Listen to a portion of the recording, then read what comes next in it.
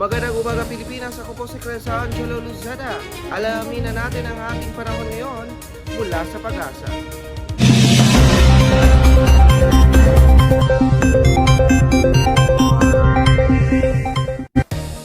Magandang umaga at happy Friday sa ating lahat. Ito po ang ating latest weather update ngayong araw, March 13, 2026.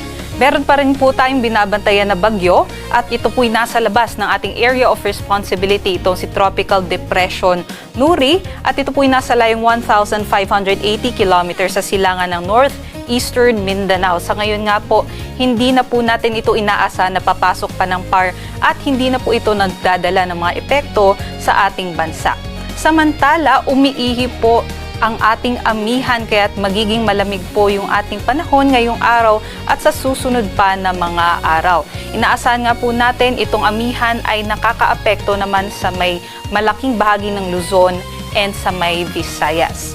Kaya ngayong araw, inaasahan po natin dulot nitong amihan, posible pong magkaranas ng mga maulap na panahon at may hihinang pag-ulan yung ating mga kababayan dito po sa may Cagayan Valley at pati na rin po sa may Cordillera Administrative Region sa may Apayao, Kalinga, Mountain Province and Ifugao, maging dito po sa may Aurora, Quezon, and pati na rin po sa may Camarines Norte, Camarines Sur at sa may Catanduanes. Aside po doon, for the rest of Luzon, kasama na po ang Metro Manila, ay maliwalas naman po yung ating panahon, although may chance lamang po tayo ng mga isolated light rains. Ito po yung mga agwat ng temperatura dito sa Luzon. Sa mga aakyat sa Baguio, mababa nga po ang ating temperatura, magiging malamig.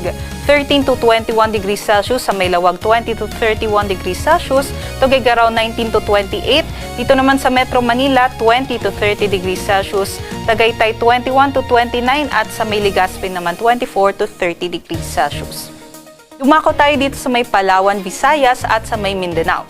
Yung ating amihan po ay nag-e-extend hanggang dito po sa may Visayas and sa may northern parts ng Mindanao. So asahan nga po natin, generally maaliwalas po yung ating panahon liban sa mga isolated light rains. But for the rest of Mindanao ay inaasahan po natin magiging maganda naman din ang ating panahon, although may chance naman po tayo ng mga biglaang buhos ng mga pag-ulan dulot naman ng mga thunderstorms. Para po sa agwat ng temperatura dito sa may Iloilo, Cebu, Tacloban at sa may Cagayan de Oro, expect po natin between 24 to 31 degrees Celsius. But matataas naman po yung ating temperatura sa may Zamboanga, 25 to 33 at sa may Davao, 24 to 32 degrees Celsius. Sa may Palawan naman, 25 to 32 sa Puerto Princesa at 26 to 31 degrees Celsius naman sa may Kalayaan Islands. At dahil nga po malakas yung ating amihan ngayon, patataas din po yung ating mga pag-alon. Kaya't meron po tayong nakataas na gale warning dito po sa may seaboards ng Northern Luzon. Bawal pong pumalaot yung ating mga kababayan dyan. At para naman po sa ating heat index, ito po yung mga nakalap natin na datos o yung computed ni heat index kahapon. So dito sa Metro Manila, ang heat index po natin ay 33 to 34 degrees Celsius. At ang highest naman natin na heat index ay 37 degrees Celsius na naitala dito sa may Dumangas, Iloilo, Borongan, Eastern Samar, Davao City, Davao del Sur, at dito rin po sa may Cotabato City, Maguindanao. So yung ganitong mga temperatura ay nasa extreme caution levels po. So kailangan mag-ingat po yung ating mga kababayan dyan. Para naman po sa ating forecast na heat index o damang init, ngayong araw sa Metro Manila, mas mababa, 32 to 33 degrees Celsius. Ngunit, nasa extreme caution category pa rin po yan.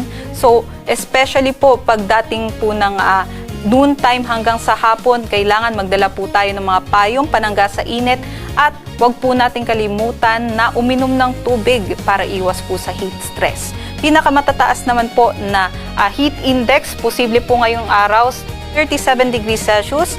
Dito pa rin po sa may Borongan, Eastern Samar, Davao City, Davao del Sur, Cotabato City, Maguindanao, maging dito sa may Zamboanga City, Zamboanga del Sur. So extreme caution, ingat po sa ating mga kababayan. Para sa Kalakhang, Maynila, ang araw po ay sisikat ngayong 6:05 AM at lulubog naman po mamayang 6:06 PM. Para sa mga karagdagang impormasyon, bisitahin po ang ating mga social media accounts dito po sa X, Facebook at sa YouTube. At para sa mas detalyadong impormasyon, bisitahin naman po ang ating website sa pag-asa.dosc.gov.ph at sa panahon.gov.ph. Muli, ito po si Lian Loreto. Ingat po sa ating mga kababayan at Happy Friday sa ating lahat. Ako po si Presa Angelo Luzada. At yan ang panahon ngayon. Maraming salamat sa pagpanood at magkita-kita tayo bukas.